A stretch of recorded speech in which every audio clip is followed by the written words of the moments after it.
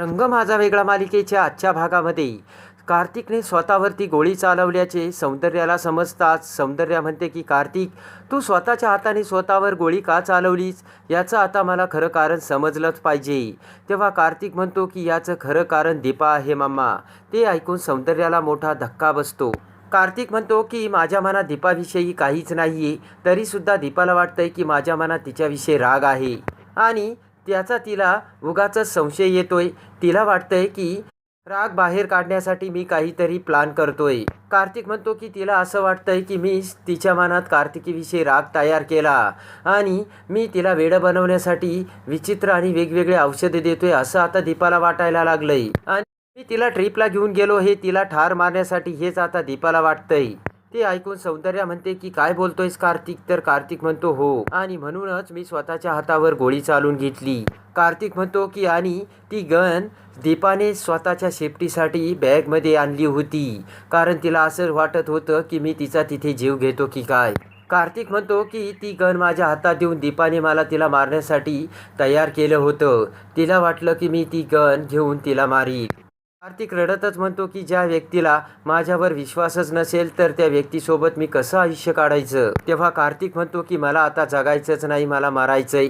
तेव्हा सौंदर्याला मोठा धक्का बसतो आणि सौंदर्या कार्तिकला शांत होण्यासाठी सांगते. इकडे श्वेता आणि आदित्य त्यांच्या रूममध्ये येतात. तेव्हा श्वेता ही आनंदाने उड्या मारू लागते आणि म्हणते की आधी ज्या संधीची मी इतक्या वर्ष वाट बघत होती ती संधी माझ्याकडे अशी आयती चालून आली. श्वेता म्हणते की या संधीचं आता मी सोनं करणार आहे. अरे आधी ती आयशा जिवंत आहे आणि तो आर्यन त्याच आयशाचा भाचा आहे. श्वेता म्हणते की तो आर्यन आता कार्तिकीचा बॉयफ्रेंडसुद्धा आहे. तेव्हा आता आपल्याला असं करायचं की आर्यन हा कार्तिकीचा खूप चांगला बॉयफ्रेंड आहे आणि त्यांचे रिलेशन चांगले दाखवायची. आदित्य म्हणतो की त्याने काय होईल.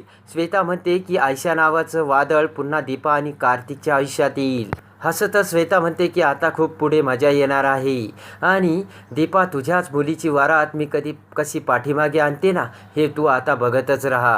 तर इकडे सौंदर्या कार्तिकला म्हणते की कार्तिक, दीपा स्वतःच्या सेफ्टीसाठी तिकडे गन घेऊन गेली. तेव्हा कार्तिक म्हणतो की मम्मा, यावर माझाही विश्वास बसत नव्हता म्हणून मी हे कुणाला सांगत नव्हतो.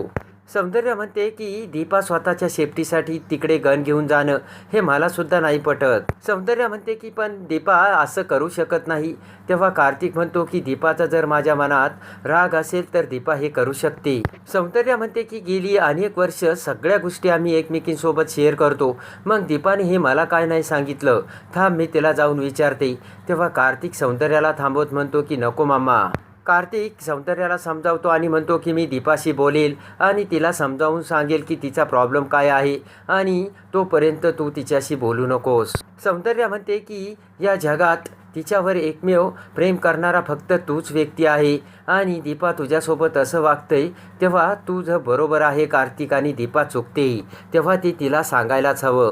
तर सौंदर्या तिथून निघून जाते. तेव्हा कार्तिक विचार करतो की दीपा, मी आता असा काही डाव खेळला आहे की तू या घरच्यांच्या मनातून आणि या घरातून कायमचे बाहेर जाशील. तर इकडे दीपा ही कार्तिकसाठी नाश्ता तयार करून दीपिकाकडे येते. तेवढ्यात सौंदर्यासुद्धा तिथे आलेली असते. तर दीपा म्हणते आई, मी हा नाश्ता कार्तिकला देऊन येते. तेव्हा सौंदर्या दीपाला थांबवते. सौंदर्या म्हणते की तू आराम करतोय, त्याला डिस्टर्ब करायचं नाही आणि दीपिकाला म्हणते की दीपिका तू डॅडाकडे लक्ष ठेव. तर दीपा म्हणते की आई मी आहे ना त्याची काळजी घ्यायला. तेव्हा सौंदर्या म्हणते की त्याला डिस्टर्ब करू नकोस. तेव्हा दीपा म्हणते माझं काही चुकलं का. तेव्हा सौंदर्या म्हणते की तुझं काही चुकलं नाही. तर सौंदर्या तिथून निघून जाते. त्यानंतर दीपा ही तिच्या बेडरूममध्ये येत विचार करते की आई माझ्याशी असं का वागतायत आणि सौंदर्याचे ते सर्व बोलणे आता दीपाला आठवते. तर इकडे कार्तिकने त्याच्या हातावर कशी गोळी चालवली आणि खरं तर मला तुला मारायचंच नव्हतं, मला ह्या कार्तिकला मारायचं होतं, हे कार्तिकचे बोलणे आता दीपाला आठवते. तेव्हा दीपाच्या मनात विचार येतो की कार्तिकने नक्कीच आईला काही उलटं सांगितलं तर नसेल ना. कार्तिक असा सुद्धा करू शकतो हे आता दीपाच्या लक्षात येते. तर दीपा म्हणते की नाही मला आता कार्तिक बरोबर बोलावंच लागेल आणि खरं सत्य बाहेर शोधून काढावंच लागेल. इकडे कार्तिकी ही आर्यनला फोन करते आणि म्हणते की तुला वेळ आहे का. तर आर्यन म्हणतो बोल ना कार्तिकी, काय प्रॉब्लेम आहे. तर कार्तिकी म्हणते ऐक ना आर्यन, एका माणसाला शोधायचं आहे. हसतच आर्यन म्हणतो की तू तर लगेच डिटेक्टिव्ह झाली. तेव्हा कार्तिकी म्हणते की ऐक ना, अरे त्या माणसाने माझी सर्व फॅमिली एकदम बर्बाद केली. कार्तिकी म्हणते की त्याच्यामुळे माझ्या बाबांना 14 वर्षे जेल झाली आणि इतकी वर्ष त्यामुळेच माझे बाबा माझ्यापासून लांब होते. कार्तिकी म्हणते की तो माणूस माझ्या अख्ख्या फॅमिलीचा गुन्हेगार आहे. तेव्हा लगेचच आर्यनला घाडगे वकील आठवतो आणि म्हणते की आता ह्या कार्तिकीला त्या घाडगे वकिलांना मला शोधायला पाठवायचं होतं का. तर आर्यन म्हणतो की त्याचा काही पत्ताला वगैरे लागतो का, मी तपास करतो आणि फोन ठेवतो. इकडे रात्री कार्तिक झोपलेला असताना दीपा ही कार्तिककडे येऊ लागते. तेवढ्यात सौंदर्या खालून वर येत म्हणते की थांब दीपा, आणि कार्तिकच्या रूमचा दरवाजा लावून घेत म्हणते की दीपा, कार्तिक आराम करतोय, तुला कळतंय का. दीपा म्हणते की आई काय झालंय, नक्कीच काहीतरी घडलंय, नाहीतर तुम्ही माझ्याशी असं कधीच वागणार नाहीये. दीपा म्हणते की माझ्याकडून काही चूक झाली का, तुम्हाला माझं वागणं खटकतंय का कार्तिक तुमच्याशी काही बोलला का. तेव्हा सौंदर्या ही दीपाकडे बघते आणि कार्तिकने सौंदर्याला जे सांगितले ते आता सौंदर्याला आठवते.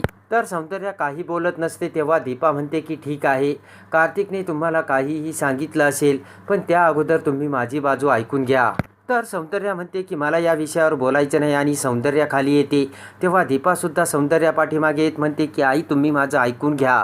सौंदर्या म्हणते काय ऐकायचं तुझं दीपा, की हेच की तुझं कार्तिकवर अजूनही संशय आहे आणि कार्तिक करतो हे सर्व नाटक आहे असं म्हणायचं आहे का तुला. तेव्हा दीपा म्हणते हो आई, मला तुम्हाला सर्व काही खरं सांगायचं आहे.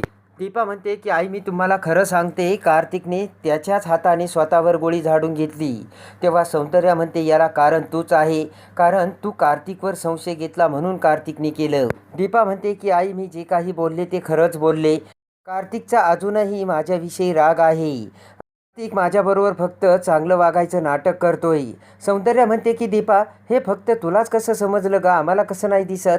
तेव्हा दीपा म्हणते माझं ऐकून घ्या आई, माझाही यावरती विश्वास नव्हता, पण अशा काही गोष्टी आणि पुरावे समोर आले की त्यानंतर माझा विश्वास बसला. तर दीपा म्हणते की ती बंदूक मी नाही तर कार्तिकने तिथेच आणली होती आणि मला ती मारण्यासाठी आणली होती. तेव्हा रागाने सौंदर्या दीपाच्या कानाखाली मारते आणि म्हणते की दीपा इतक्या वर्षापासून मी डोळे झाकून तुझ्यावर विश्वास ठेवत आले, हीच माझी सगळ्यात मोठी चूक आहे. तर वरून कार्तिक बाहेर येऊन त्यांचे ते सर्व बोलणे ऐकतो. तर दीपिकासुद्धा तिथे आलेली असते. सौंदर्या म्हणते की दीपा तू एक नंबरची खोटारडी आहे. तर दीपा म्हणते मी खोटं बोलत नाही आई, कार्तिक खोटं बोलतो आणि तो आपल्याला फसवतोय आणि खोटं बोलून तो आपल्या दोघींमध्ये गैरसमज निर्माण करतोय. तेव्हा सौंदर्याला पुन्हा राग येऊन सौंदर्या जोराने दीपाच्या कानाखाली मारते. तर कानाखाली मारल्यानंतर दीपा पुन्हा सौंदर्याला म्हणते की माझं एकदा तरी ऐकून घ्या. तर सौंदर्या म्हणते की एक शब्दही बोलू नकोस, माझ्या मुलाच्या विरोधात मी आता एक शब्दही ऐकून घेणार नाही. त्यात कार्तिका खाली येत दीपाकडे गाणे म्हणत लागतो की आज फिर जीने की तमन्ना है. तर दीपाकडे बघत कार्तिक विचार करतो की हा डाव मी हारून सुद्धा जिंकलो. कार्तिक दीपाकडे बघत विचार करतो की आता तू संपली दीपा. तर इकडे श्वेता ही आर्यनची भेट घेते आणि आर्यनला सर्व हकीकत सांगून म्हणते की आपण दोघं दीपा आणि कार्तिकला उद्ध्वस्त करू शकतो. असे म्हणत आता आर्यन श्वेताची हात मिळवणी करतो. त्यानंतर दीपा ही सौंदर्यासमोर येत म्हणते की आई माझी बाजू खरी आहे, हे मी जेव्हा पुराव्यासकट सिद्ध करील ना तेव्हाच तुम्हाला तोंड दाखवील. तर आता दीपाने सुद्धा सौंदर्याला भयानक सत्याची एक वचन देऊन दीपा आता कार्तिकचा खरा चेहरा कसा सौंदर्यासमोर आणते आणि लगेचच कार्तिकचा कसा पर्दाफाश करते, हे बघण्यासाठी आणि रंग माझा वेगळा मालिकेच्या डेली अपडेटसाठी आपल्या चॅनलला लाईक करा, सबस्क्राईब करा.